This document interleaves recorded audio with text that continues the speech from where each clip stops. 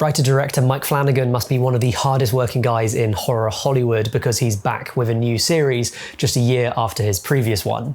Here's my spoiler-free review of Midnight Mass, his brand new Netflix horror series, and just to define what I mean by spoiler-free there, I'm going to talk very generally about events in the first 2 episodes, so this should be pretty safe, but of course if you want to go in without any understanding of what's going on, then skip this review. Okay, all those people who are terrified of spoilers have stepped out of the room? Great. Let's talk about the basic premise of Midnight Mass.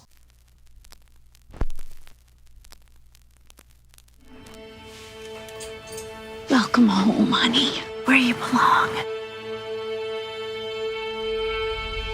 Riley Finn returns home to Crockett Island, the isolated fishing community where he grew up, after serving a jail sentence for killing a teen in a drink driving accident. Now sober and rejecting his former Catholic faith, Riley's return shakes up the small community, but not as much as the other new arrival, charismatic priest Father Paul Hill. Amidst all this upheaval, a deadly series of events starts to occur on the island as townsfolk report strange sightings at night. Midnight Mass is very much a passion project for Mike Flanagan. If you're a big fan of his work, you might recognise it as the name of the novel that Kate Siegel is writing in his first feature film, Hush. And it also comes up as a novel again in his adaptation of Gerald's Game, the Stephen King book. And that's a good comparison point because this also feels very much like Stephen King, to the point where it's almost kind of pastiche at points, I suppose. We can see that Flanagan is a big fan of King because he not only adapted Gerald's Game, but also Dr. Sleep, the sequel to The Shining, which came out in 2020. And if you haven't seen that, by the way, if you were like missold on the idea of a Shining sequel, I highly recommend seeking it out. For what it's worth, I think that Midnight Mass is much more like Dr. Sleep than it is like The Haunting of Hill House or Bly Manor, despite not being a movie and being a TV series like the latter. But we'll get into that as we go on. The opening episode of the show is very much about establishing Crockett Island and also Riley's relationship with his family and the people who live there. It's a really rich setting and every character kind of has their own story and there's lots of complex social dynamics going on. The economy of the island was basically dashed by a large oil spill a few years before, and while fishing has resumed, the correlating kind of like period of time where they couldn't fish and the quotas and how much they can fish has really started to decimate that industry. To make matters worse, they got a settlement from the oil company, which a lot of people took and have now left the island. So their community is very much dying out. In fact, Riley's mum describes the island as not a community, but a ghost, as in it's already dead, people just don't realize it. And there's this kind of sense of unfinished business, I guess, if you want to kind of draw out from that reading.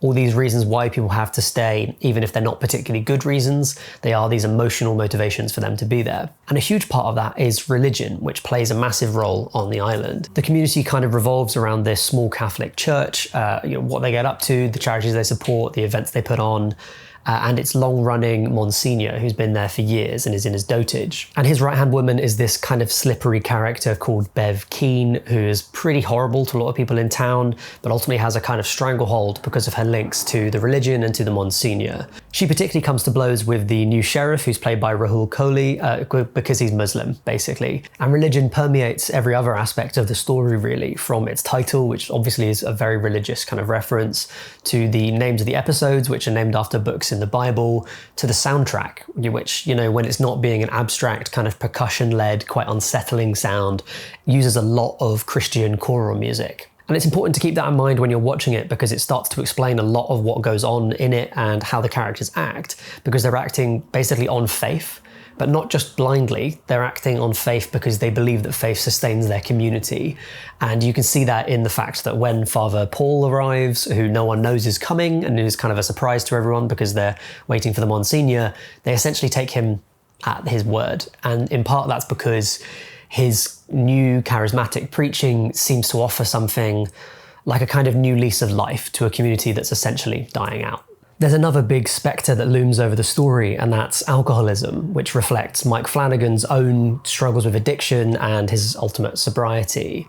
There's so many characters in the story whose lives have been touched by addiction and by alcohol and by the kind of tragic consequences in their lives. And there's some very clear examples of that, like the drink driving that kicks off the plot with Riley, but also a lot of characters talk about the role that alcohol has played in the lives of their parents, for instance, or even in their own lives in terms of turning away from the consequences of what they're doing, or even just acting terribly, basically. As a condition of his bail, Riley attends AA meetings, and initially that means going to the mainland, and then Father Paul quite quickly cottons on and puts on an AA meeting in the church.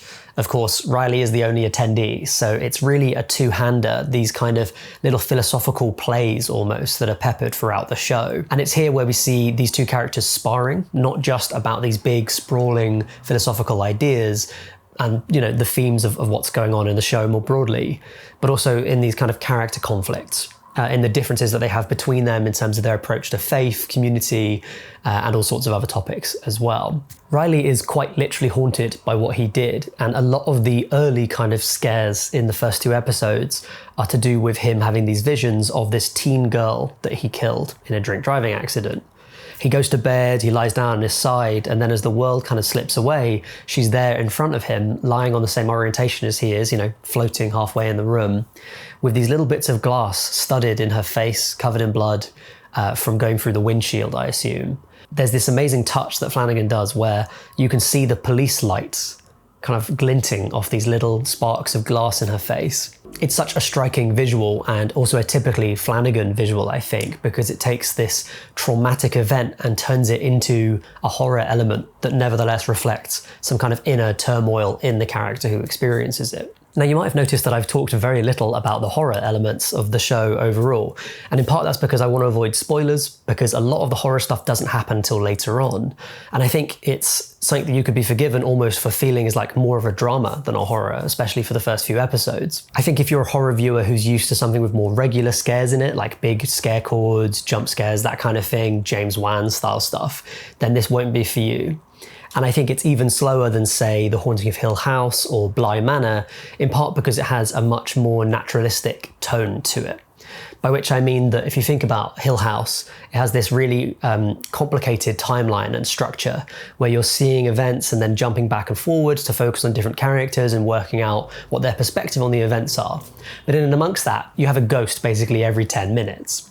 And it's just not the case here. It's much more of a slow burn. And that's accentuated by the fact that there's lots of long takes in the show, by which I mean that the camera is kind of left running, that the camera follows around the characters. And it's not the showy sort of long takes that you see again in Hill House, for instance, in that famous episode where it's kind of moving through different time periods between the house and the morgue, between the kids and the adults and back and forward. No, it's much more like we're just going to have the camera follow the characters around while they talk to each other. And a lovely aspect of that is that it actually gives lots of space for the characters to come through, for the actors to kind of build up these portrayals over a long period of time. Flanagan's working with his kind of typical posse. You'll see a lot of those recurring faces from the cast of the Haunting stuff and from Dr. Sleep as well. Kate Siegel, who also happens to be Flanagan's wife, has a very prominent role as a kind of old love interest of Riley. And you'll also see Henry Thomas, who played the dad in Hill House and the uncle in Bly Manor, as well as Rahul Kohli, who was the cook in Bly Manor, and there's quite a few more as well. But yeah, plenty of his old hands. And it's a typically Flanagan story in the sense that what he does with these long takes is allow those layers of backstory to slowly get peeled away. And so instead of being presented with a lot of exposition heavy stuff, we meet these characters kind of in the middle of their everyday lives. And over the course of the episodes, we start to find out more about them. It starts to illuminate not only why they're doing what they're doing, but also how they feel about it. This is getting a bit loose, so I'll give you an example. In the first episode, after his first time going back to church, Riley is walking back and sees his old flame, Rachel, played by Kate Siegel. So he runs up to her and walks her home. And there is a shot watching them kind of talking, following them during a sunset as they kind of catch up with each other and find out basically what's happened in the, 15 years since they've seen each other. And that shot is about 3 or 4 minutes long. It's an unbroken bit of performance that's put in there. And it's part of, again, why I feel this is more naturalistic than the other shows that he's done. because it feels sometimes like you're watching something almost like a play, where you're watching lots of dialogue just unfolding between these people. There's another really striking example of that again at the start of the second episode. There's a shot that's, I think, 6.5 minutes long, and it's quite a bit showier, it moves around a lot, and it's related to a very strong horror element at that point. But again, it's just characters talking to each other and kind of laying out this backstory and political kind of undertones of what everyone's talking about within the town. So like I said, for the first 2 episodes, barring a few scares here and there, you could almost be forgiven for thinking that it's actually just a plain drama.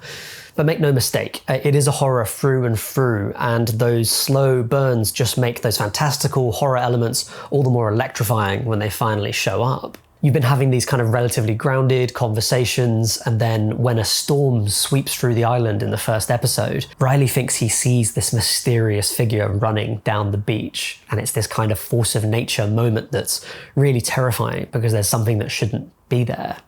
And there's another moment where an aerial shot of the island that seems to be just kind of an establishing exterior, suddenly the camera swoops down into the town and starts stalking around, looking at people, looking in houses and seeing people walking down the street. And you get a sense that the characters can almost feel something at the corner of their vision. And it's those moments where you can really feel your skin crawl. It's much more about that kind of horror than it is about jump scares or big ideas. Well, for the first 2 episodes, but again, I'm not getting into spoilers. Just let it be known for the record that Midnight Mass is absolutely a horror, but it's also a slow burn drama at the same time. And if it feels like it's going a little too slow, sit back, slow down, pay attention. It's not filler, it's deliberate. So I think that's about as far as I can go without spoiling anything, and I've not even really explained what goes on in these episodes, these first 2 episodes. In about a week's time, I'll put up another video and analysing kind of the deeper themes of the show and talking a lot more about spoiler stuff. So keep your eye out for that, and really enjoy watching Midnight Mass in the meantime. And I'd love to hear your thoughts and feelings on Midnight Mass, so do let me know in the comments once you've watched these first couple of episodes and we can have a chat about it. I think it's going to be a really thought-provoking and maybe even kind of divisive response to this, so I'm interested to see what people think. Have a good one, and I'll see you next time. Bye for now.